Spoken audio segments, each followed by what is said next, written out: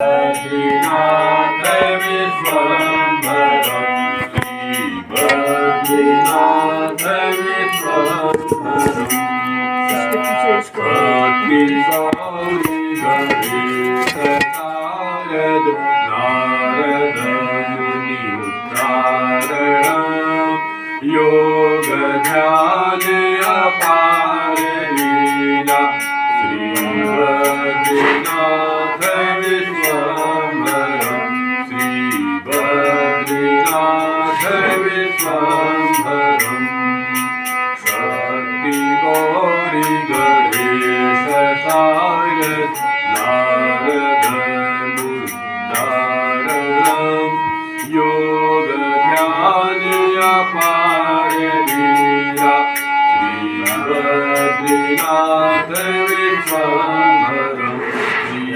बद्रीनाथ विश्वम्भरं यक्ष किन्नर करत कौतुक ज्ञान गंधर्व श्री लक्ष्मी कमला कमलडोले श्री बद्रीनाथ विश्वम्भरं श्री बद्रीनाथ विश्वम्भरं कैलास में एक देव निरंजन शैल शिखर महेश्वरं राजा युधिष्ठिर करत स्तुति बद्रीनाथ विश्वम्भरं श्री बद्रीनाथ विश्वम्भरं श्री बद्रीनाथ जी के संत रत्न पढ़त पाप विनाशनम कोटि तीर्थ भयो पुण्यं प्राप्यते फलदायकं श्री बद्रीनाथ विश्वम्भरं श्री भवननाथ सुगंध शीतल प्रेम मंदिर शोभितं निकट गंगा बहत निर्मल श्री बद्रीनाथ विश्वम्भरं श्री बद्रीनाथ विश्वम्भरं श्री बद्रीनाथ विश्वम्भरं श्री बद्रीनाथ विश्वम्भरं।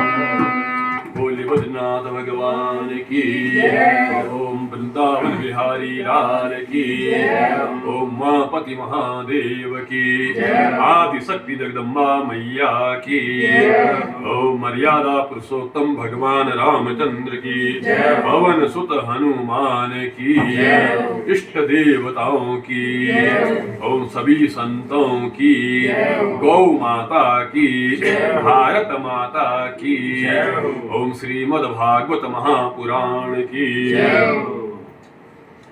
कल आप कथा कहाँ सुन रहे थे? राम का तो हुआ ही, कृष्ण का गोवर्धन लीला का वर्णन सुन रहे थे।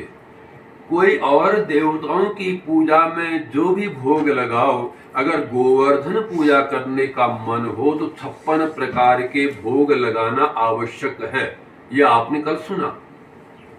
क्योंकि गोकुल वृंदावन की परंपरा है, हर प्रहर पर भोग लगाया जाता है।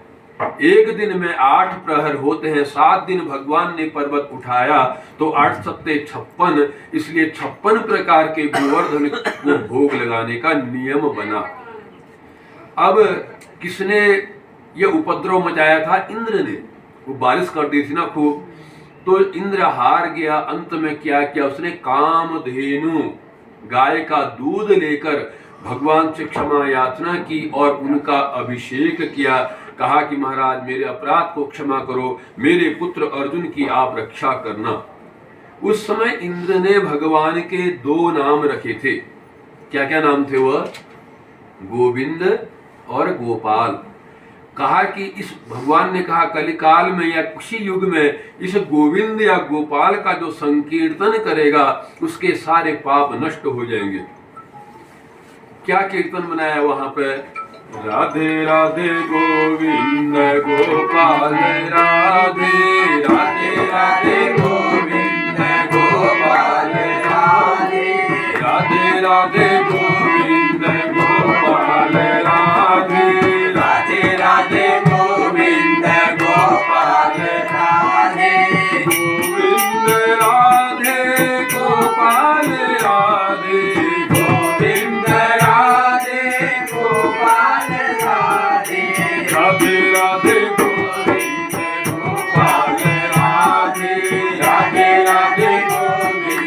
गोपाल राधे राधे राधे गोविंद गोपाल राधे राधे राधे गोविंद गोपाल राधे राधे राधे गोविंद गोपाल राधे गोविंद राधे गोपाल राधे गोविंद राधे गोपाल राधे गोविंद राधे गोपाल राधे गोविंद राधे गोपाल राधे राधे राधे गोविंद गोपाल राधे राधे राधे गोविंद गोपाल राधे राधे राधे गोविंद गोपाल राधे राधे राधे गोविंद गोपाल राधे राधे राधे गोविंद गोपाल राधे राधे राधे गोविंद गोपाल राधे। गोविंद भगवान की, गोपाल भगवान की। इस तरह इंद्र को भगवान ने फिर आश्वस्त किया और आशीर्वाद दिया कि तुम्हारे रखे नाम का जो भी संकीर्तन करेगा उसका सब कल्याण होगा।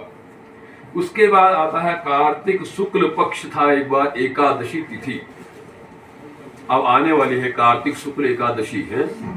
तो नंद बाबा प्रातः काल उठे, स्नान के लिए गए। स्नान प्रातः काल ही होना चाहिए। अब हम लोग हैं सूर्य जब पूरा उजाला होता तब दौड़ रहे नहाने को है, जबकि कहा है 4 से 4:30 के बीच में स्नान हो जाना चाहिए। प्रातः काल की बेला को बोला जाता है क्या? अमृत बेला। इस समय स्वर्ग से भी आसमान से अमृत की बूंदें गिरती हैं। ख्याल किया कभी? नहीं क्या हुआ ना? गर्मी के दिन हो, बांज के पत्ते के वहां पे पेड़ के यहाँ पर आप जाइए, रात को पूरा पेड़ सूखा रहेगा, सुबह देखना आप उसकी जमीन पर कुछ दाग दाग के लगते हैं, उस पत्तों में गीलापन रहता है, वही है अमृत की बूंदें। अगर हम घूमेंगे प्रातः काल और नहाने के लिए जाएंगे, उस समय वो अमृत की बूंदें हमारे शरीर पर पड़ती हैं और हमारी काया निरोगी हो जाती है। अब कहाँ 4 बजे उठना? 4 बजे कैसे उठेंगे जब 1 बजे सोएंगे तो है। इसलिए क्या कहा है? समय पर सो, समय पर जागो। 9 बजे के बाद तो भोजन करना ही नहीं चाहिए, अधिकतम 9 बजे, और 9-10 बजे सो ही जाना चाहिए। तो नंद बाबा प्रातः काल उठे, कुछ जल्दी उठ गए, 2 बजे लगभग। अंदाज नहीं आया, घड़ी नहीं थी, मोबाइल नहीं थे, उसमें अलार्म नहीं रखा था उन्होंने, तो पहले अंदाज से उठ जाते थे। तो सोचा सुबह प्रातः काल होगी है, चले गए कहाँ? नहाने के लिए। जैसे ही वहां डुबकी लगाना चाहते थे तो वहां पे एक सांप ने उनको पकड़ लिया और निगल लिया। कहाँ चले गए? वरुण लोक में। जब बाबा नहीं आए तो कृष्ण भगवान ने वरुण लोक से नंद बाबा को छुड़ाया था। गोपियां चाहती हैं हम भगवान से मिलें, घर में कई काम धंधे हैं, और भगवान जंगल में जब मुरली की तान छोड़ते हैं ना, गोपियां अपनी सुध बुध भूल जाती हैं। कहा है मुरली की तान बजती है तो हिरन घास खाना भूल जाती है, गाय दाना पानी खाना छोड़ देती है। उतनी सुंदर वह मुरली की तान उनकी थी, बहुत सुंदर। और इस तरह वहां पर गोपियां सब बड़ी मुरली की तान जब बजती है, निर्निमेष होकर उस मुरली को सुनते हैं और चाहते हैं, वह रात रात में जागरण कर देती हैं उस मुरली की तान को सुनने के लिए। कहती हैं क्या? श्याम तेरी बंसी बजने लगी, श्याम तेरी बंसी बजने लगी, सारी सारी रात में तो जगने लगी, सारी सारी रात में तो जगने लगी, श्याम तेरी बंसी बजने लगी, श्याम तेरी बंसी बजने लगी, सारी सारी रात में तो जगने लगी, सारी सारी रात में तो जगने लगी। सांवरी सूरत ने मन हर लिया, सांवरी सूरत ने मन हर लिया, मोहन ने मनवा में घर कर लिया, मोहन ने मनवा में घर कर लिया। यमुना की ओर में, यमुना की ओर में, यमुना की ओर में भगने लगी, सारी सारी रात में तू जगने लगी, सारी सारी रात में तू जगने लगी, श्याम तेरी बंसी बजने लगी, सारी सारी रात में तू जगने लगी, सारी सारी रात में तू जगने लगी। हर को काज बिसर गयो गोरी, हर को काज बिसर गयो गोरी, तन की सुध रही अब नहीं मोरी, तन की सुध नहीं रही अब मोरी। श्याम की मुरलिया, श्याम की मुरलिया भगने लगी, सारी सारी रात में तो जगने लगी, सारी सारी रात में तो जगने लगी, श्याम तेरी मुरली बजने लगी, श्याम तेरी बंसी बजने लगी, सारी सारी रात में तो जगने लगी, सारी सारी रात में तो जगने लगी, सारी सारी रात में तो जगने लगी।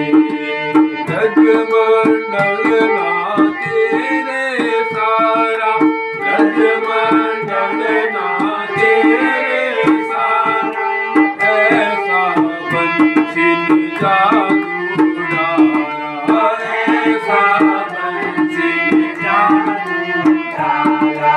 दुनिया में गानी, दुनिया में गानी लगने लगी, दुनिया में गानी लगने लगी, सारी सारी रात में तो जगने लगी, सारी सारी रात में तो जगने लगी, श्याम तेरी बंसी बजने लगी, श्याम तेरी बंसी बजने लगी, सारी सारी रात में तो जगने लगी, सारी सारी रात में तो जगने लगी।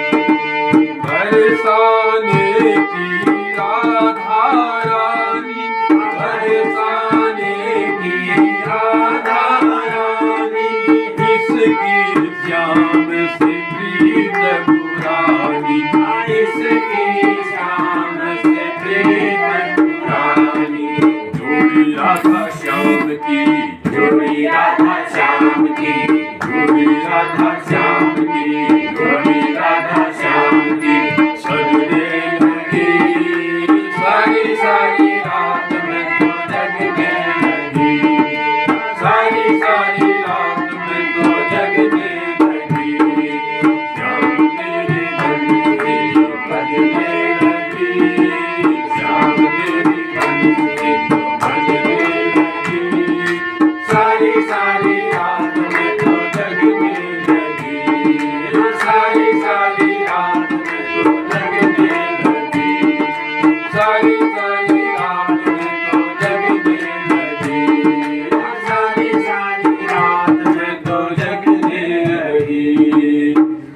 तरह जब कन्हैया अपनी बंसी की तान छोड़ते हैं ना, गोपियां अपनी सुध बुध भूल जाती हैं और सब उनका काम धरा का धरा रह जाता है।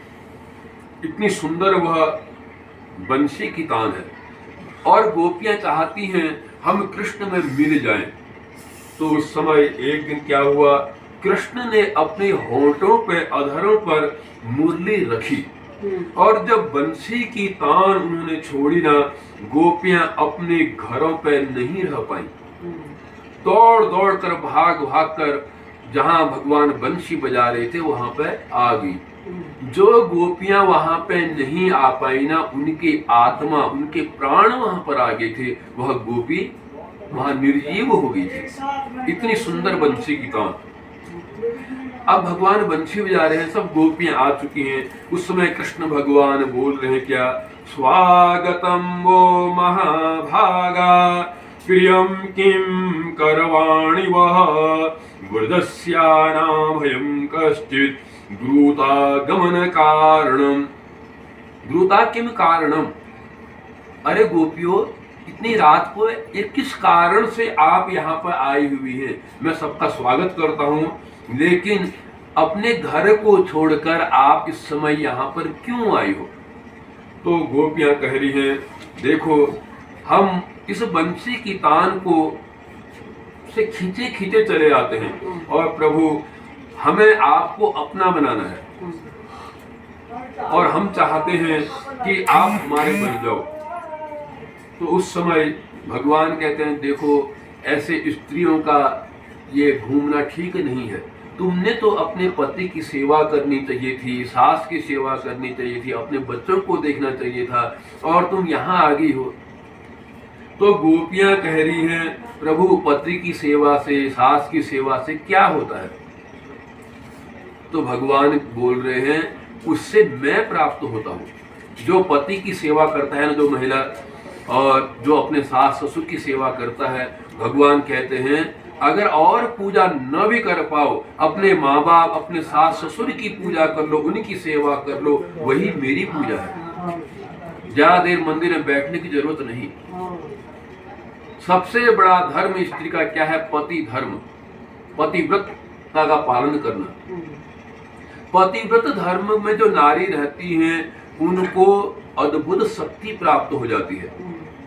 अब कुछ महिलाओं में होता है, संकोच होता है, दिक्कत होती है कि सत्य हमारे लिए ही क्यों? क्योंकि महिलाओं का मन होता है निर्मल। महिलाएं बात को मानती हैं, शास्त्रों की बात को मानती हैं, उन बातों का अनुसरण करती हैं। पुरुष ऐसा है ना, इसका दुष्ट हृदय, वह किसी की बात को मानने वाला नहीं है। कितनी ही कह दो वह कोई बात नहीं मानता। कुछ ही बिरले पुरुष होते हैं जो मानते हैं, नहीं तो नहीं मानते। और महिलाएं एकदम समझ जाती हैं और अपने कल्याण के लिए, अपने परिवार के कल्याण के लिए इन नियमों का पालन करती हैं। पतिव्रत धर्म में क्या शक्ति होती है वह मैं आपको एक उदाहरण द्वारा समझाऊंगा। एक गांव पर एक महिला थी, बहुत पतिव्रता नारी।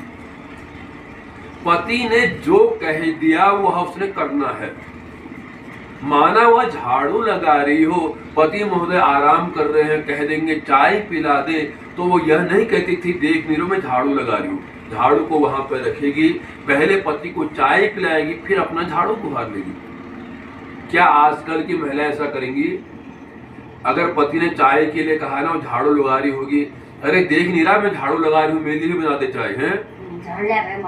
और वो पति बेचारा फिर चाय बनाता है अपनी पत्नी के लिए भी। ठीक है, बनाना चाहिए, लेकिन ये कहने का तरीका थोड़ी है। आज बच्चे हो रहे हैं, वह पति बेचारा ऐसा हो रहा है, ले ले करे गोद में, खूब जब होते है वो इधर घुमा रहा है। दिन भर ड्यूटी करके आता है, रात को वह बच्चे को संभालता है और पत्नी बेचारी अपना मोबाइल पे लगी हुई है। तो यह पतिव्रत धर्म नहीं। यह महिला हर स्थिति पर पति ने जो कह दिया उसका पालन करती थी। एक बार क्या हुआ, ग्रीष्म ऋतु का समय। अब तो चावल ऐसे बाजार में मिल जाते हैं, पहले से धान कूटे जाते थे उखल पे। आप लोगों ने देखा है नहीं उखल? हाँ, तो मुशाइल कूटने भाई। अब गर्मी के दिन हैं, यह महिला धान कूट रही है, पति महोदय दिन में आराम कर रहे हैं। तो पति ने अंदर से आवाज मारी, अरे प्रिय मेरे को प्यास लगी है, पानी पिला दो। तो इस महिला का मूसल आसमान में था, आसमान में ही मूसल को छोड़ा और अंदर गई, अपने पति को पानी पिलाया, और उसके बाद जब यह आई ना, आसमान से मूसल पकड़ा, धान कूटने लगी। ये कोई साधारण बात है नहीं है। तो ऐसा दृश्य जब हुआ, स्वर्ग लोक से देवताओं ने भी फूल इस महिला के ऊपर बरसाए। धन्य है ऐसी नारी, आज भी इतना पतिव्रत धर्म का पालन कर रही है, और आसमान में भी जो मूसल को स्थिर कर दे रही है। अब जहां स्वर्ग से भी फूल बरसा दिए गए, तो फिर क्या था, सब उसका नाम फैल गया। देखो फलाने की महिला इतनी पतिव्रता नारी कि स्वर्ग लोक से देवताओं ने भी फूल बरसाए। अब सब महिलाएं ऐसे एक सी नहीं होती हैं, अपनी अपनी प्रकृति है, अपना अपना स्वभाव है। तो क्या हुआ, पड़ोस में ही एक महिला रहती थी। वह महिला ऐसी थी, पहले अपना भोजन कर लेगी, जूठे पीटे बर्तन अपने पति की ओर सरका देती, कहती जो बचा है खा लो और बर्तन भी साफ कर देना। अपना चारपाई पर सोती है, पति बेचारा जमीन पर चटाई बिछाकर सोता है। ऐसी भी महिला है। इसने सुना, अरे भाई फलानी महिला का नाम बहुत फैल रहा है, हम भी ऐसा ही उपाय करें, मैं भी धान कूटूंगी और मेरे पति पानी मांगेंगे और फिर मेरा को स्वर्ग लोक से फूल बरसाएंगे देवता। देखा देखी कभी नहीं करनी है। तो इसने योजना बना ली, अपने पति को बोल दिए, देखो खूब दाल चावल खिलाया पहले, और दिनों क्या करता था, जूठा पीटा खाता था, ठंडा बिल्कुल, फिर बर्तन मारता था। आज सबसे पहले इसको दिया गया ना बहुत बढ़िया बनाई, बहुत दिन तक गरम दाल, बढ़िया चावल, और साथ में ठंडा ठंडा पानी गर्मी के दिन, और उसमें नींबू आदि निचोड़ के बढ़िया बना दिया। और पति ने भी खूब खाया। ऐसा खाना कल मिले न मिले, आज मिल रहा है, खूब खाओ। और उसके बाद यह अपने शयन कक्ष में ले गई। पति ने अपनी चटाई निकाली, जमीन में सोना चाह रहा था। उसने कहा नहीं नहीं महाराज, आप यहाँ कहाँ, आप बिस्तर पे जाइए। ये तो ईश्वर को धन्यवाद दे रहा, आज अपनी पत्नी को देख रहा, फिर ऊपर को देख रहा है। आज योग की काव है गए हैं, सूरज पश्चिम में है वो। तो हिम्मत नहीं कर रही चारपाई में चढ़ने की। उसने कहा महोदय जी आप चारपाई पर सोइए, और हाँ याद रखना, योजना के तहत जब मेरे आधे दान टूट जाए तब पानी मांग लेना। उसने कहा हाँ देवी, बड़ा आनंद आ गया उसको चारपाई में जाते ही, गुदगुदा लगा खूब। और यह महिला गर्मी के दिन धान कूट रही है, हैं? अब उधर पति महोदय ने आज गरम गरम खाया था, खूब दाल भात, पहाड़ी में क्यों नहीं, स्वेर रखी, तो खाया था। आगे बढ़िया नींद, वहां पत्नी सोच रही अब मांगेगा पानी, तो मांगेगा पानी, बेचारा ने पानी भी नहीं मांगा। देखो ऐसे ही पति होते हैं जो पानी भी नहीं मांग सकते हैं। उसको पड़ गई नींद। अब पत्नी ने सारे दान कूट दिए, इस बेचारे ने पानी भी नहीं मांगा। आई वो महिला अंदर, अच्छा। देखा बड़े मजे से सो रहा है ये, तो एक इतना क्रोध इसको चढ़ा और चारपाई पर चढ़ी, एक लात से उसके कमर पर जड़ दी। ये भगवान, अरे आह करके उठा यह पति, देवी क्या हुआ? अरे मैंने सारे धान कूट दिए और तूने पानी भी नहीं मंगाना, कैसा पति है तू? पड़ोस कोई महिला देखो, उसके पति ने पानी मांगा और तू इतना लायक भी नहीं है, इतना निकम्मा तू है, तो पानी भी नहीं मांग सकता है। कितना दुष्ट प्रवृत्ति का तू है। खूब उलाहना दिया। देवी गलती होगी, हाथ जोड़ा है, मैं माफी मांगता हूँ, कल ऐसा ही और कर लेंगे। ठीक है। दूसरे दिन फिर दाल चावल बना और ये धान कूटने गई। अब पति बेचारा अंदर गया, चारपाई में सोया। इसको दर्द तो कमर का बहुत है, होता है ना दर्द, जब दर्द शुरू होता है तो 2-4 दिन लगते ही हैं। कल हम वहां गए थे, वहां से अभी भी दर्द घुटनों में बना हुआ है। तो इस पति की बेचारे की भी दर्द है कमर पे, बहुत जोर से पड़ी थी। इसने धान कूटने जा रही थी, खबरदार आज तो मांग ही लेना। हाँ, यह भी डर गया था, देखो आज अगर मैंने पानी नहीं मांगा ना, ये मेरा गला दबाकर मार ही देगी।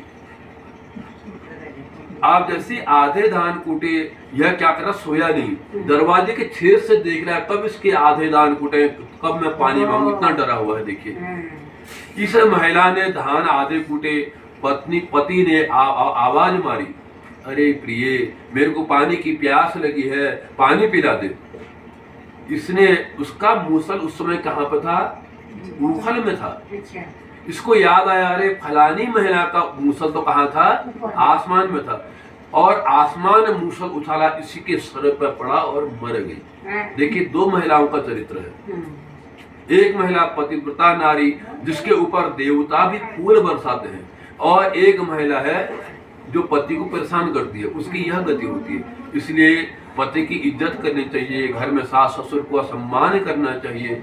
यह सम्मान फिर बुढ़ापे में थोड़ी होता है, अभी है, फिर बाद में पछतावा ही होता है, देखो हम नहीं कर पाए करके। इसलिए वो पछतावा होने से पूर्व ही समझ जाइए और अपने माता पिता सास ससुर की जितना हो सेवा करनी चाहिए। और सासुओं में कर्तव्य है कि अपनी बहू को जरा सा ध्यान दे, भाई वो भी इंसान है, ज्यादा उसको नहीं करना चाहिए। ऐसे ही चलता है जीवन है। तो भगवान समझा रहे हैं, देखो पति की सेवा करनी चाहिए। बोले पति की सेवा करने से क्या होता है, भगवान मिलते हैं। प्रभु निर्मल मन जन सो मोहि पावा, जो निर्मल हृदय होता है ना, वह मेरे को पा जाता है। जो सेवा भाव वाला होता है उसका हृदय निर्मल होता है। जितनी आप सेवा करोगे उतना हृदय आपका निर्मल होगा, और जितनी सेवा से बचोगे उतना अहंकार अंदर आ जाएगा। आज के हर व्यक्ति अहंकारी बन रहा है, कोई झूठा बर्तन उठाने को तैयार नहीं है। कहीं हो रहा है पूजा पाठ हो रहा है किसी के घर में, तो क्या करते हैं लोग, झूठे बर्तनों को ठोकर मारकर किनारे कर देते हैं, उठाते नहीं। ये स्थिति हो गई है, जबकि सेवा भाव होना चाहिए। सेवा करने से मन निर्मल होता है, और निर्मल मन जिसका होता है वह भगवान को प्राप्त होता है। पति सेवा करके मन निर्मल होता है, सास ससुर की सेवा करके मन निर्मल होता है, इसलिए वह व्यक्ति भगवान को प्राप्त होता है। तो गोपियां बोली, देखो हमें पता है प्रभु आप साक्षात पर ब्रह्म परमात्मा हैं, और जब आप हमें मिल रहे हैं, साक्षात यहाँ पर हमारे हैं, अब हम पति की सेवा सास ससुर की सेवा क्यों करें? हम तो आपसे मिलना चाह रहे हैं, हम आपके हैं प्रभु। तो उस समय सब गोपियों ने भगवान को घेर लिया था और रास लीला हुई। गोपियों ने झुंड बनाया, चारों ओर घेरा बनाया, बीच में भगवान नाच रहे हैं, और सब रास लीला सुंदर, गोपियां नृत्य कर रही हैं, भगवान नृत्य कर रहे हैं, रास लीला होने लगी। यह विश्व जो है ना गति प्रधान है। रासलीला क्या है उसकी व्याख्या है, यह संसार जो है गति प्रधान है, अर्थात संसार में समय चक्र चल रहा है, लोग आ रहे हैं जा रहे हैं, सूर्य अपने समय पर उदित होता है, चंद्रमा अपने समय पर उदित हो रहा है, नदियां बह रही हैं, क्योंकि विश्व गति प्रधान है। और यह गति नियमबद्ध होती है। सूर्य भगवान यह नहीं कहते आज 10 बजे उदित होऊंगा, ठंडा है तो थोड़ी आराम कर लूं, 10 बजे उदय होऊंगा, है नहीं कहते हैं, अपने नियम से चल रहे हैं। ऐसे ही चंद्रमा है, ऐसी नदियां देखो निरंतर बह रही हैं, और इसी गति का जो है, इसी गति से विश्व का प्रादुर्भाव हुआ है। जो यह गति है समय गति, इसी के कारण इस विश्व का, इस संसार का निर्माण हुआ है, और इसी गति में इस विश्व का विलय भी हो जाएगा और लोग चले जाएंगे, क्योंकि समय सबका आता है। और इस नियमबद्ध गति को ही क्या कहते हैं, रास लीला। भगवान की प्रेम की निवास भूता जो बंसी है, उसकी धुन जो है वह किसको सुनाई देती है, जिस पर भगवान का अनुग्रह होता है, जिस पर भगवान का प्रेम होता है। यह बंसी निरंतर बज रही है। अब सुनेगा कौन, जो भगवान पर, जिसके ऊपर कृपा होगी। और इन गोपियों पर भगवान की कृपा है, वो बंसी की धुनों को सुनते हैं, नहीं तो संसार के अन्य प्राणी नहीं सुन सकते। कामी व्यक्ति उस बंसी की धुन को नहीं सुन सकता। उस बंसी का अनुभव तो सच्चे आनंद से जो भगवत भक्त है वही कर सकता है। देखिए सुंदर नदी बह रही है, अगर उसमें ध्यान से बैठो तो आवाज को सुनो, उसमें भी बंसी की धुन आपको सुनाई देगी। यह है भक्ति की पराकाष्ठा, जो इस प्रकृति के धुन में बंसी की धुन को खोज लेता है, उस बंसी की धुन को सुनता है। गोपियां उस समय जब रास लीला हो रही थी, उनको कुछ अभिमान हो गया। क्या ये मान हुआ? अरे हम कितनी बड़भागिनी महिला हैं, आज हमको भगवान के साथ रास लीला करने का सौभाग्य प्राप्त हुआ है। कितनी ऐसी महिलाएं हैं जिनको भगवान के दर्शन भी नहीं होते, और हमारा भाग्य इतना बढ़िया कि हमें भगवान का सानिध्य मिला है। जब ऐसा भाव आया ना, तो भगवान जान गए, देखो इनको अहंकार पैदा हो रहा है। भगवान अहंकार का भक्षण करते हैं, अहंकार का नाश करते हैं, अहंकार को खा जाते हैं। तो भगवान ने क्या किया, वहां से अंतर्धान हो गए, गायब हो गए। अब जब गोपियों को भगवान नहीं दिखाई दिए, तो गोपियां रो रही हैं बहुत विरह में, खूब गोपियां रोई। अरे श्याम सुंदर, अभी तुम यहाँ थे, अब कहाँ चले गए? तो खूब खोजबीन की गई, तो वृंदावन से आगे सब रेत ही रेत है। वहां पे चरण चिन्ह भगवान की दिखाई दिए। एक व्यक्ति के 2 चरण होते हैं, लेकिन वहां 4 चरण चिन्ह थे। अर्थात एक व्यक्ति और भगवान के साथ गया है, एक गोपी और गई है। कौन थी यह गोपी? तो विद्वान लोग कहते हैं यही थी राधा।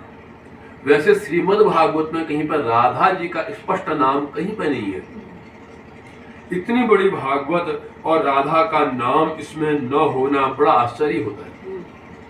वैसे श्री के रूप में लिखा है राधा को, और यहाँ पर विद्वान लोग अनुमान लगा रहे हैं कि शायद यही राधा हो। राधा का नाम क्यों नहीं? तो लिखा है, श्री राधा शब्द मात्रेण निद्राषाणमसकी भवेत्, अतः नोच्चारितं तेन परीक्षित हित कृत मुनि। अरे परीक्षित, सुखदेव, ये परीक्षित को जो जिन्होंने भागवत कथा सुनाई, सुखदेव महाराज, इनकी उम्र कितनी है? परीक्षित जी की 7 दिन। परीक्षित की उम्र 7 दिन, 7 मिला था। तो उधर भी जरा सा ध्यान देना पड़ेगा ना, कहाँ से भागवत शुरू हुई है। परीक्षित की वजह से यह भागवत शुरू हुई है। तो परीक्षित की उम्र कितनी है? 7 दिन।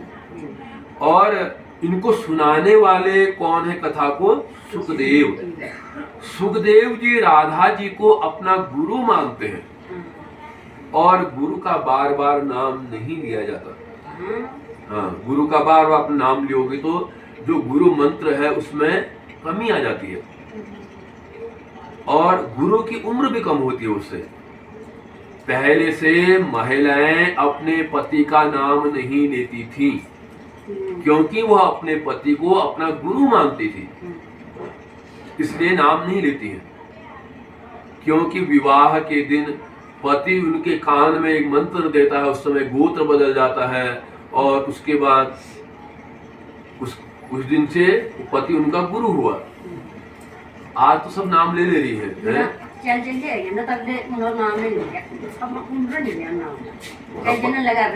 हाँ, पति नाम नहीं ले भाई, और वही पत्नी का भी कहीं नाम नहीं लेते हैं।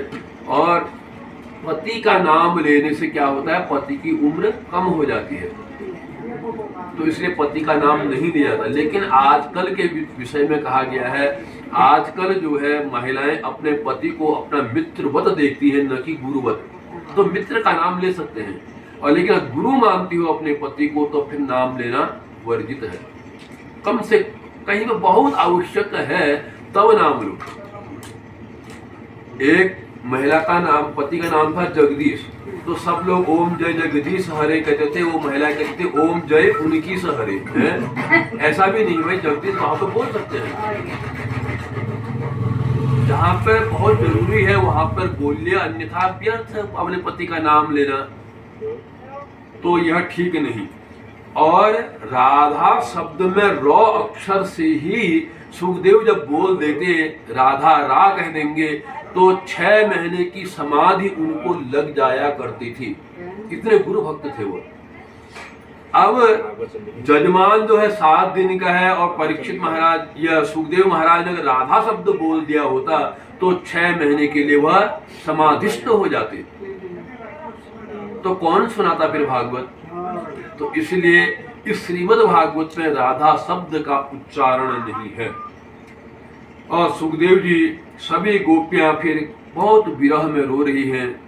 उधर देखा 4 चरण चिन्ह हैं, खूब खोजबीन की गई चरण चिन्हों के साथ साथ दे, तो देखा एक जगह एक गोपी और बैठी है, रो रही है अकेली। वही थी राधा। अरे राधा, तुम भगवान को यहाँ तक लाए, अब भगवान कहाँ है? तो राधा बोली, देखो मेरे से एक गलती होगी। मैंने कहा भगवान से, भगवान मैं अब बहुत थक गई हूँ, अगर मेरे को आगे आप ले जाना चाहते हो तो मेरे को कंधे में ले जाओ।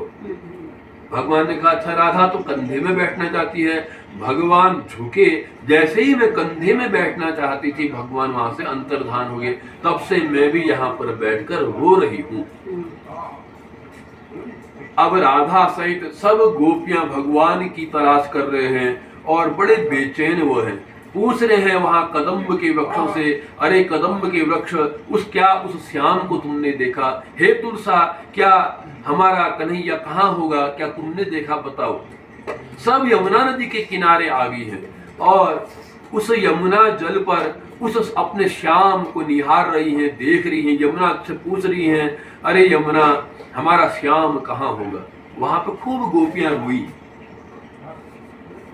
जहां पर भगवान के लिए अगर हम कुछ करते हैं ना, वह बनता है गीत। यहाँ पे गोपी गीत के रूप में कुछ श्लोकों में गोपियां रोई हैं और भगवान की बड़ी सुंदर उन्होंने वहां पर प्रार्थना की है। जयति तेधिकं जन्मनाग्रजः सयत इंदिरा सस्वरत्रहि दयति दृश्यता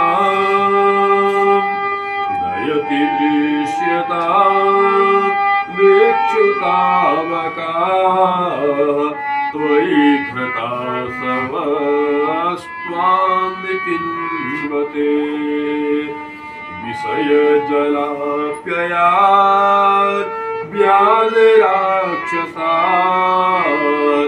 वर्षमारुतात् वैद्युतानलात् विस्मयात्मजात् विश्वतो भयात् ऋषभते वयं रक्षतामुः। जयति तेधिकम, वहां पर गोपियां श्याम जल में भगवान को ढूंढ रही हैं, कह रही, हे प्रभु, इस तरह हमें छोड़कर आप क्यों चलेगी? अगर ऐसे ही छोड़ना था, अनेक राक्षसों से आपने हमको क्यों बचाया?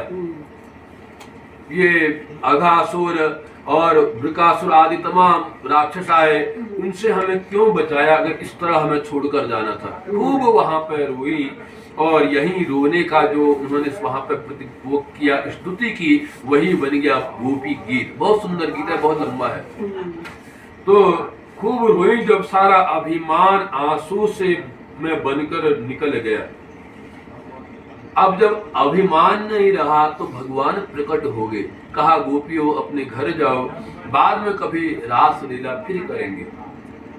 एक बार फिर यमुना नदी के किनारे भगवान ने महारास लीला की। इतनी सुंदर लीला ना, हर गोपी के बीच एक कृष्ण, हर दो गोपी के बीच एक कृष्ण आ गए थे और पायलियां गुंजन गुंजन बजने लगी। बहुत सुंदर वहां पर दृश्य। और वहां पर यमुना नदी के किनारे चारों ओर कृष्ण ही कृष्ण है, गोपियां ही गोपियां हैं और गोपियों ने हर कृष्ण को घेर लिया है और वहां पर रास लीला कर रहे हैं। बहुत सुंदर है रास लीला। और उसके बाद इतनी सुंदर रास लीला थी ना, इसमें शिव भी गोपी का रूप बनाकर आए थे और वहां पर रास लीला करने लगे। कैसे किया? पहले अपनी पत्नी को बोल रहे, देखो वहां रास लीला में किसी पुरुष की हिस्सेदारी नहीं है, क्या हमें तुम ले जा सकती हो वहां पर?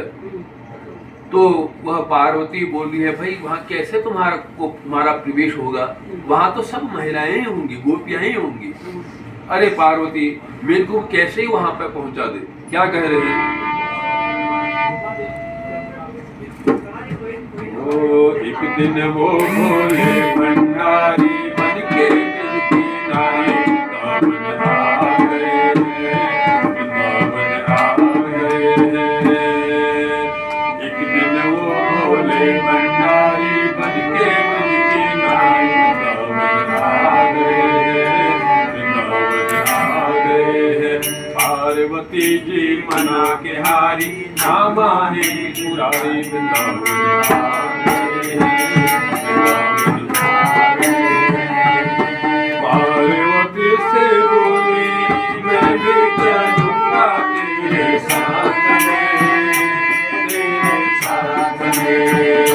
राधा संग श्याम नाचे, मैं भी नाचूंगा तेरे साथ में, तेरे साथ में।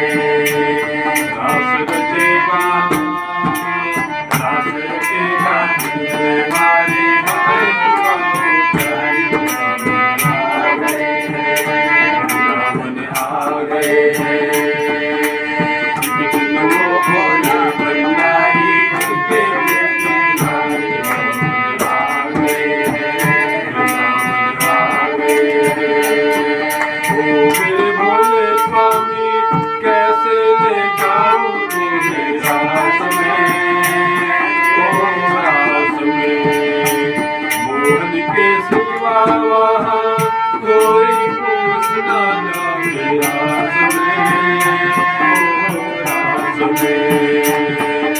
हंसी करेगी, हंसी करेगी उनकी नारी, मानवा हमारी वृंदावन आ गए हैं, वृंदावन आ गए हैं।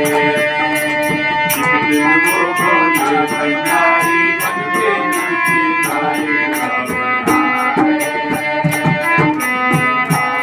हैं। ऐसा बना दो मुझे कोई न जाने इस राज को, इस राज को। ये है सहेली मेरी, ऐसा बताना राज को, राज को। बना के जोड़ा, बना के जोड़ा, पहन के साड़ी, चाल चले मतवाले, आ गए हैं, वृंदावन आ गए हैं।